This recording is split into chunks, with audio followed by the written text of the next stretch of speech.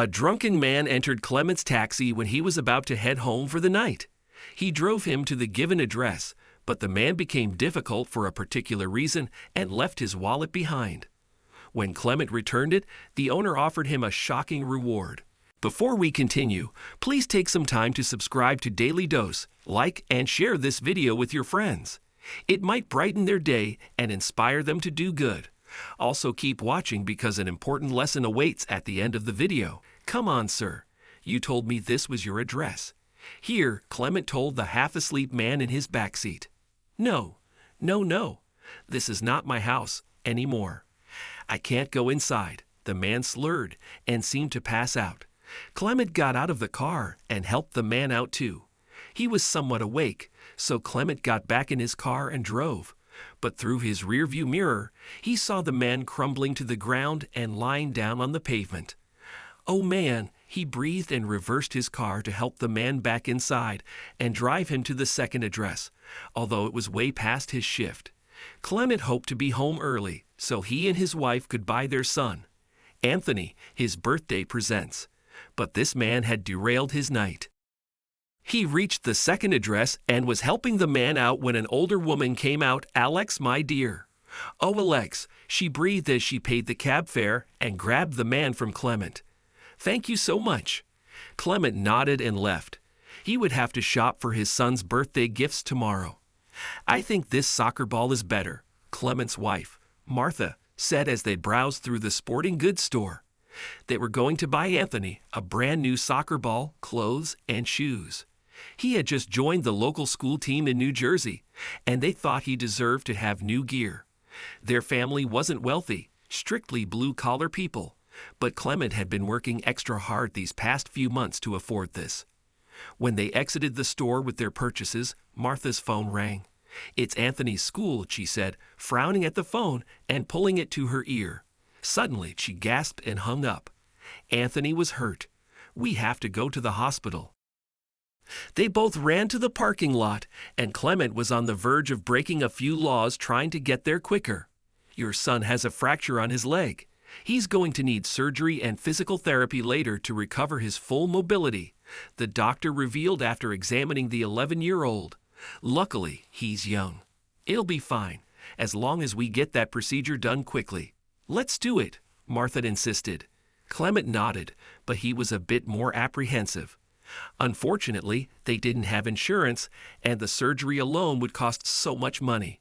Physical therapy was another expense they might not be able to afford. He would have to work extra to pay for some of these things. They sat down in the waiting room while doctors took Anthony to surgery. Honey, I left my sweater in the car. Can you go get it? Martha asked. He agreed immediately because a walk would be better than sitting and waiting for any news.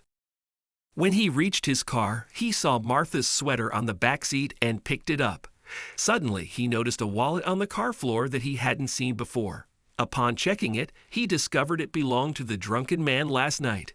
His name was Alex Mason. Then he also noticed the huge wad of cash it contained along with black credit cards.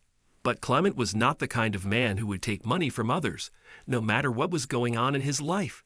He always earned money honestly. He counted the cash just in case the man asked. It was $1,600. Okay, I'll drive it to him. It'll be a distraction. He took Martha her sweater and asked if it was all right to leave for a while to return the man's wallet. Oh yes, dear. The nurse just came by and said it would take some time before they were finished. That man probably needs it. Go, she insisted, and that's why he loved her. She was always thinking of others, even when it was clear she needed support. Are you sure? Yes. Go.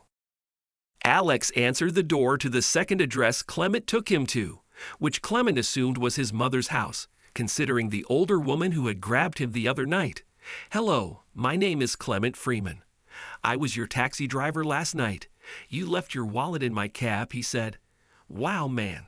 Thank you for this, Alex said, grabbing the wallet and looking at Clement as if he had given him a big prize.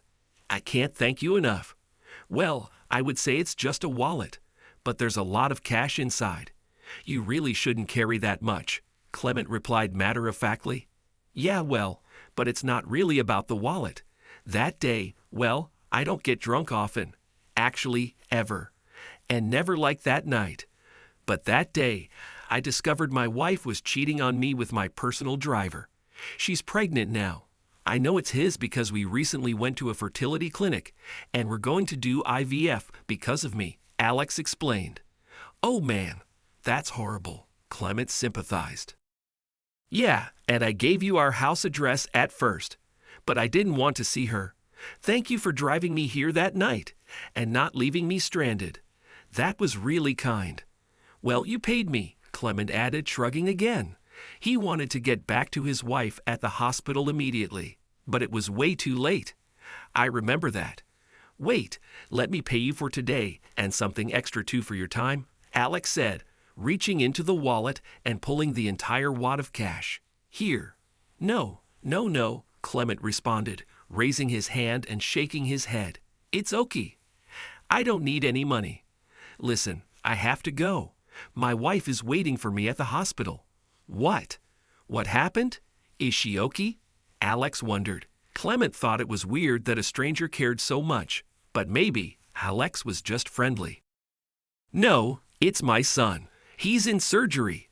And the doctor said something about physical therapy later.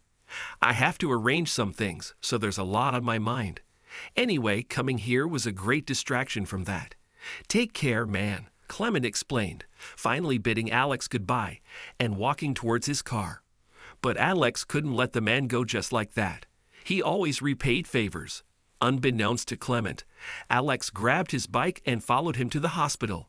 He asked around about Clement's son, although he didn't know their last name, and when no one would tell him anything, he called his dad. Mr. Mason was an influential man in New Jersey and had a way of getting people to talk. His dad got him the information. He learned that Clement's son, Anthony, had just been released from surgery, and it went well.